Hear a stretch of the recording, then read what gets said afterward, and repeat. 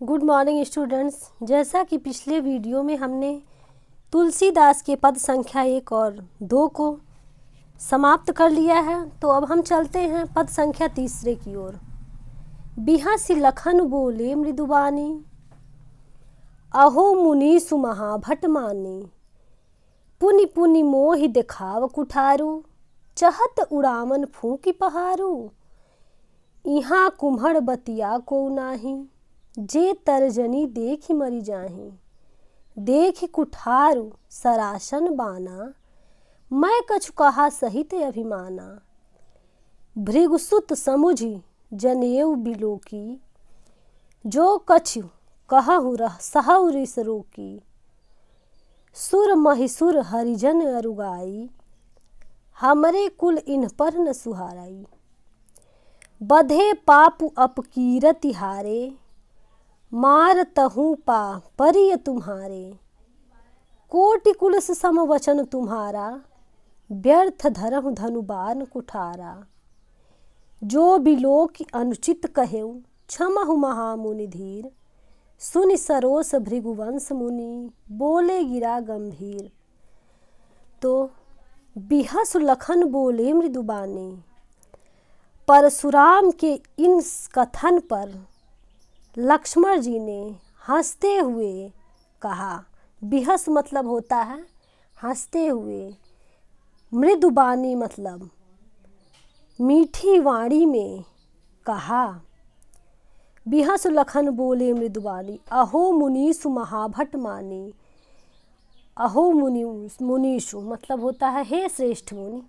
महाभट मतलब होता है महान योद्धा। मानी मतलब मान लिया है।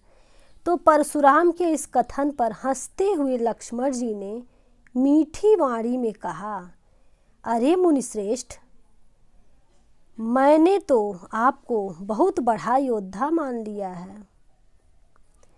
पुनि पुनि मोहि देखाव कुठारू।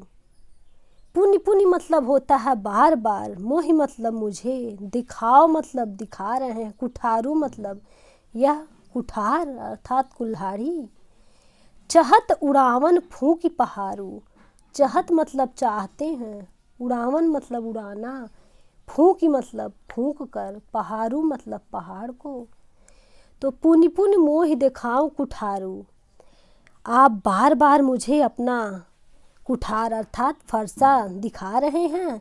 चहत उड़ावन फूंकी पहारू, आप फूंक से ही पहाड़ उड़ाना चाहते हैं। यहाँ कुम्हड़ बतिया को नाही। यहाँ मतलब यहाँ, कुम्हड़ बतिया मतलब कद्दू का बतिया अर्थात छोटा कद्दू, कद्दू का बच्चा। को नाही कोई नहीं है। यहाँ कुम्हड़ बतिया को ना, यहाँ कोई कद्दू का छोटा बच्चा नहीं है। जे तर्जनी देखि मर जाही। तर्जनी मतलब होता है अंगूठे के बाद वाली अंगुली। जे तर्जनी देखि मर जाही, जो आपकी इस तर्जनी उंगली देखने मात्र से ही मर जाएगा। यहाँ कुम्हड़ बतिया को नाही, जे तर्जनी देखि मर जाही। यहाँ कोई कद्दू का छोटा बच्चा नहीं है जो केवल तर्जनी उंगली देखने से ही मर जाएगा। देखि कुठार सरासन बाना। देख मतलब देख लिया, कुठार मतलब फरसे को, सरासन बाना धनुष और वाण को। मैं कछु कहा सहित अभिमाना। अभिमाना मतलब होता है अभिमान सहित।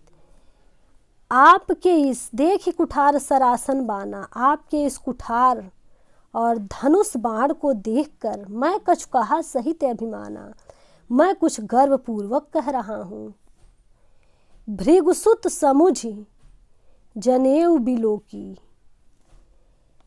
मैं तो भृगुसुत मतलब भृगुवंशी समझकर, भृगुसुत समझ भृगु का पुत्र समझकर अर्थात भृगुवंशी समझकर, जनेऊ बिलोकी और दूसरे यज्ञोपवीत आपका देखकर, जो कछु कहूँ सहु रिस रोकी।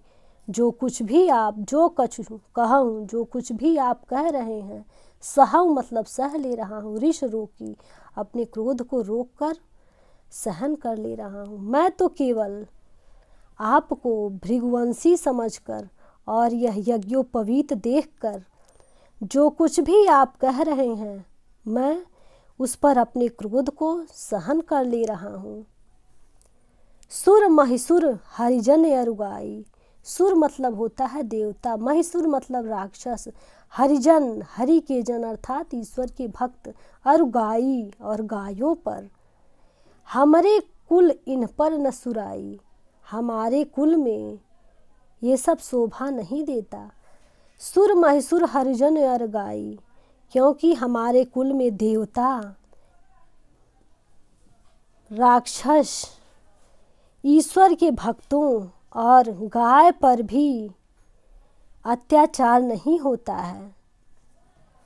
बधे पापु अपकीरति हारे, मारतहूँ पापरिय तुम्हारे। बधे पापु, बधे मतलब वध करने पर, पाप मतलब पाप, अपकीरति मतलब और अपकीर्ति अपमान, हारे हारने पर अपमान। क्योंकि वध करने पर मैं पाप और हार जाने पर मेरी अपकीर्ति होगी। यदि मैं आपका वध करता हूँ तो बधे पापु अपकीरति हारे। यदि मैं आपका वध करता हूँ तो मुझे पाप लगेगा और मैं हार जाता हूँ तो मेरा अपमान होगा। कोटि कुलिस सम वचन तुम्हारा। हे मुनि, कोटि मतलब करोड़ों, कुलिस मतलब होता है कठोर, वचन तुम्हारा, आपका वचन तो करोड़ों कुठारों के समान है। व्यर्थ धरहु धनुबान कुठारा। आपने व्यर्थ ही धरहु धनु बाण कुठारा, आपने व्यर्थ में ही इस धनुष और बाण को धारण कर रखा है। जो बिलो की अनुचित कहेऊ क्षमहु महामुनि धीर। इस लक्ष्मण जी परशुराम मुनि से कहते हैं कि जो भी लोग की अनुचित कहूँ क्षमहु महामुनि धीर। महामुनि मतलब हे श्रेष्ठ मुनि, धीर मतलब धैर्य को धारण करने वाले। हे धैर्य को धारण करने वाले श्रेष्ठ मुनि, जो भी लोग की अनुचित कहूँ, यदि हमने इसमें कुछ अनुचित कहा हो तो आप मुझे क्षमा करिए। सुनि सरोस भृगुवंश मुनि, बोले गिरा गंभीर। तो इस पर परशुराम जी क्रोधपूर्वक भृगुवंश की मणि स्वरूप लक्ष्मण के वचनों को सुनकर अत्यंत गंभीरता पूर्वक बोले। तो इस प्रकार से सुनि सरोस भृगुवंश मुनि, लक्ष्मण के वचनों को सुनकर, सरोस मतलब क्रोध सहित, लक्ष्मण के वचनों को सुनकर क्रोध सहित परशुराम मुनि बोले गिरा गंभीर। गिरा मतलब होता है वाणी, गंभीरता पूर्वक शब्द में बोले, अर्थात लक्ष्मण के इस वचनों को सुनकर परशुराम जी गंभीरता पूर्वक बोले।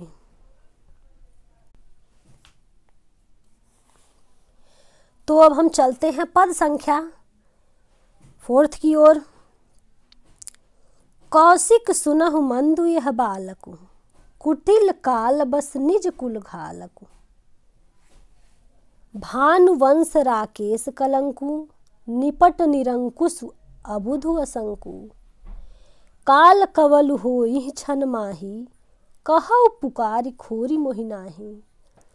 तुम हटकहु जो चहहु उबारा, कहि प्रताप बल रोषु हमारा।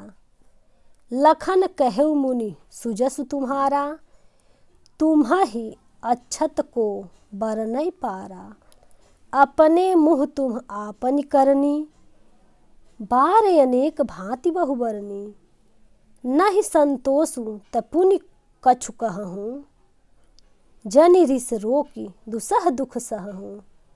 वीरव्रती तुम धीर अछोभा, गारी देतन पावहु शोभा। सूर समर करनी करही, कही न जनावही। आप विद्यमान रन पाई, रिपुकायर कथहि प्रताप। कौशिक सुनहु मंद यह बालक।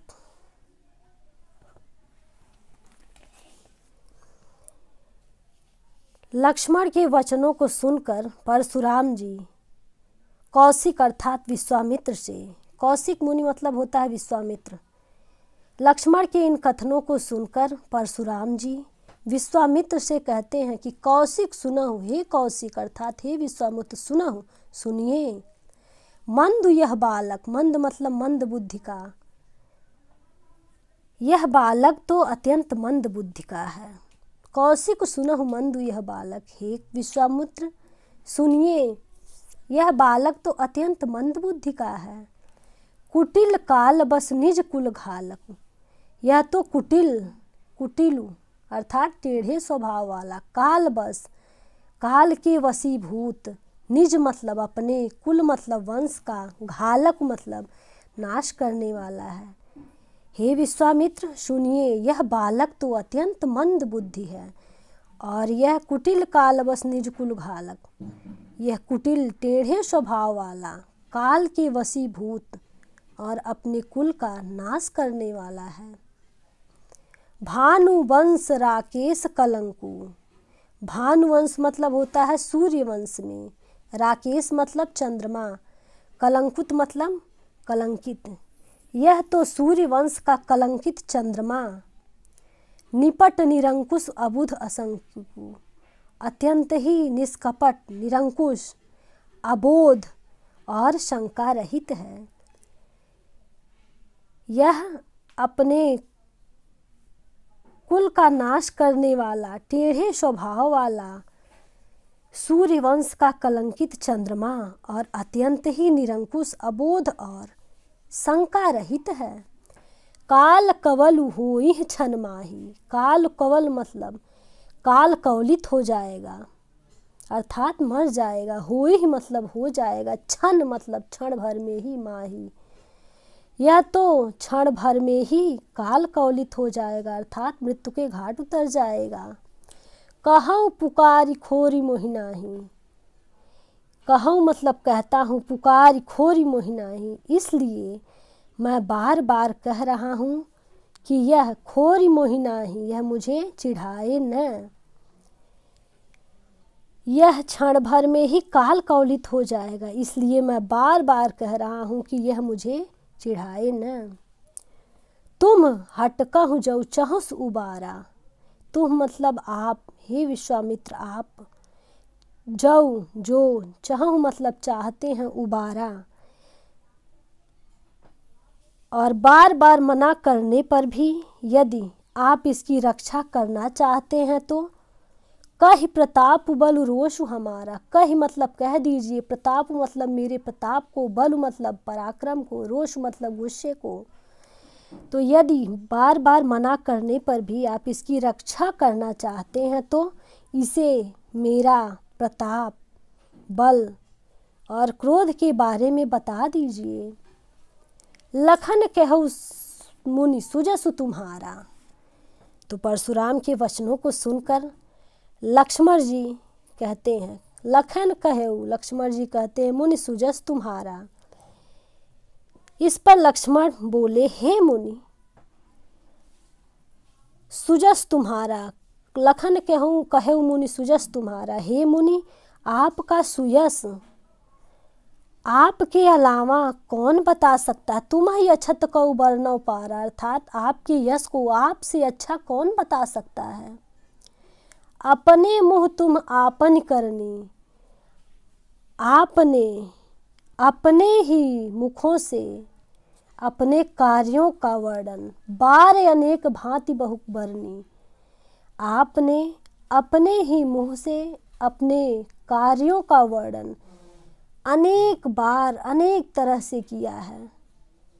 न ही संतोष हूँ तब पुण्य कुछ कहूँ और नहीं संतोष, यदि आपको संतोष नहीं है तो पुण्य मतलब फिर से कुछ कहूँ, फिर से कुछ कहिए, और यदि इतना कुछ कहने पर भी आपको संतोष नहीं है तो फिर कुछ कह लीजिए। जन ऋष रो की दुसह दुख सहु। जनि मतलब मत, रिस मतलब क्रोध को, रो की मतलब रोक कर, दुसह मतलब अत्यंत, दुख मतलब कष्ट को, सहु मतलब सहन कीजिए। क्योंकि इतना कुछ कहने पर यदि आपको संतोष न हो तो फिर कुछ कह लीजिए। क्योंकि जनि रिस रो की दुसह दुख सहु, क्योंकि इस प्रकार क्रोध को रोक कर अत्यंत दुख पाना अच्छा नहीं है। अर्थात अपने क्रोध को रोक कर इतना कष्ट मत सहन कीजिए। वीर व्रती तुम धीर अछोभा, वीर व्रती क्योंकि आप तो वीरता के व्रत को धारण करने वाले धीर धैर्यवान हैं। गारी देत न पावह शोभा, गारी मतलब होता है गाली, पावह मतलब पाते हैं, शोभा मतलब सौंदर्य को।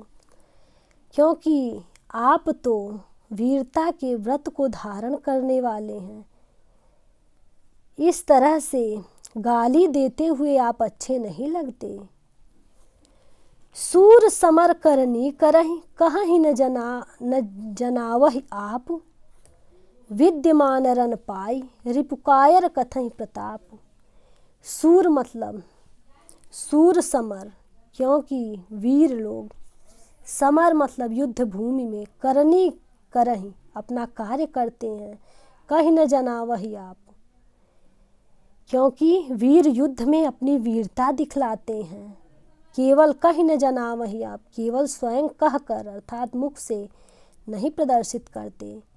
विद्यमान रन पाए रिपु, विद्यमान मतलब स्थापित, रन मतलब युद्ध भूमि में, रिपु मतलब शत्रु को, कायर मतलब डरपोक, कथहि प्रताप प्रलाप नहीं करते हैं।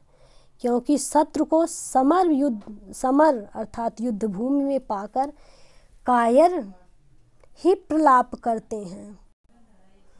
तो शिक्षार्थियों, आज की क्लास यहीं समाप्त होती है। अब हम फिर मिलेंगे अगले वीडियो में। यदि आपको कोई समस्या हो तो नीचे कमेंट बॉक्स में कमेंट करें, अन्यथा हमारे व्हाट्सएप नंबर पर संपर्क करें।